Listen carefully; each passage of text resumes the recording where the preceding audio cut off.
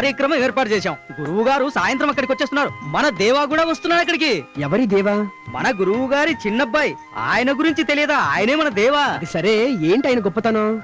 గొప్పతనమా? ఈ ఊళ్ళో ఉన్న పిల్లలకి పెద్దలకి ఆయన దేవుడితో సమానమయ్యా.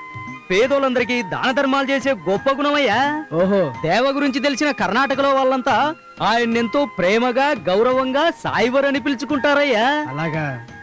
దేవా ఒక్క చూపు చూస్తే చాలు మదపుటేనుగైనా అలా కూర్చునిపోవాల్సిందే. మీకు తెలుసా, స్నేహానికైతే దేవా తన ప్రాణాలు ఇవ్వడానికైనా సిద్ధమే. కానీ తేడాలొచ్చాయంటే ఆయన్ని ఆపడం ఎవరి తరము కాదు. అదే దేవా ప్రత్యేకత. అలాగైతే దేవగారిని ఒకసారి చూడాల్సిందే. సాయంత్రం టౌన్ హాల్కి రండి.